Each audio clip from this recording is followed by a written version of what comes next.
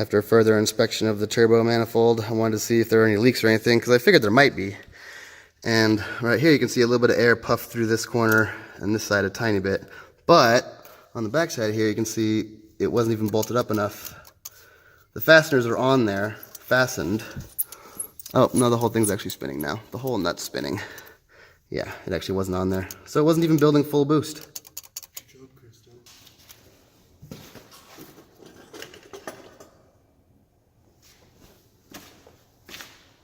Here's a nice turbo size comparison. Went from a Garrett T28-71R Spec R ball bearing turbo to a Garrett T28-71 ball bearing with an HKS turbine wheel and HKS exhaust housing, which is pretty nifty. Got the HKS on that, bam! So yeah, quite a bit bigger turbo. So I'll be able to push, you know, the same amount of boost or even less boost and have even more power run very efficiently. And here's the manifold comparison. Went from the old bottom mount, all bird shit welded together manifold that a friend of mine made for me, going to a real top mount HKS manifold that I got online, which is really nifty and nice looking. Yeah, nice and shiny. Oh yes, she's gonna flow nice, and still got an external wastegate. Here's the wastegate comparison. Went from the old tile, 38mm I believe wastegate, going to this big honking HKS old school wastegate, but it is huge in comparison. It is gonna sound mean.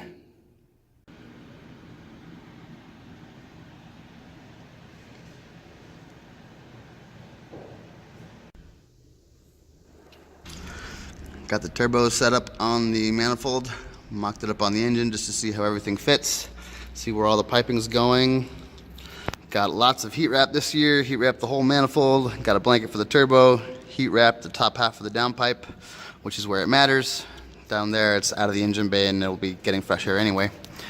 So now the hot air won't be melting wires and whatnot, which I'm excited for because it was hot last time. These wires were getting all melted before.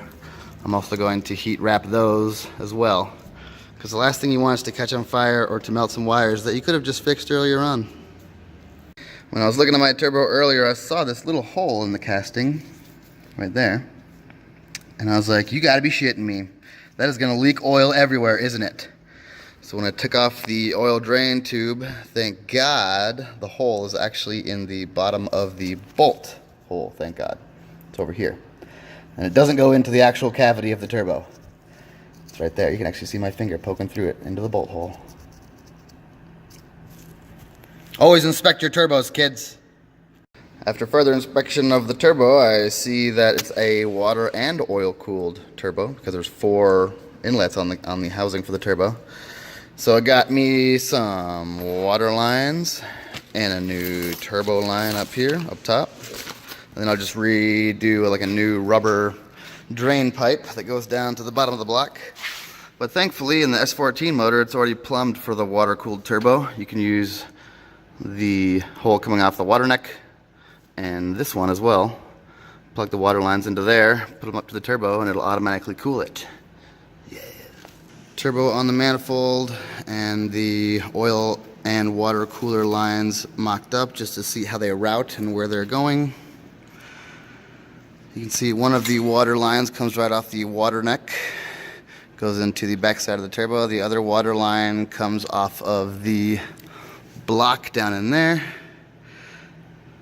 The block's already plumbed for 2 water lines, so that's good to go. And then the oil feed line comes from the block down there, which I just have to get a little adapter so those 2 made up to each other. And the oil drain line is just going to be this rubber tube. It's going to go down here to the block, so I just need a long rubber hose for that one. And then the turbo will be fully plumbed. Then I can tighten all the bolts. Everything was going fine. I was getting all the studs in there. I got all the oil and water lines plumbed in. I was putting the last stud in there, this one, and it broke off. The nut's going. and the stud broke off a ways in there. It was gonna break probably eventually, so I guess better replace it now than later when I'm at the track. But goddamn, I was hoping to be done with this tonight.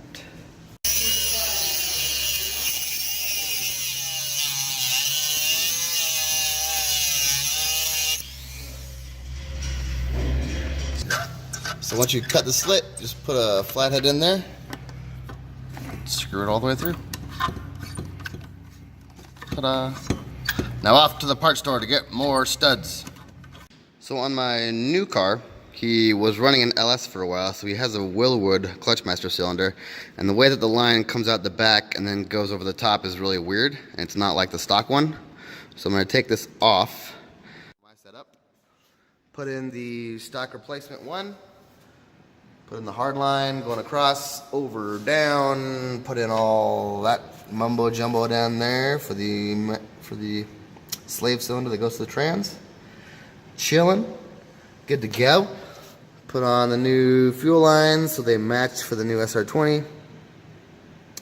Just getting ready for motor going back in.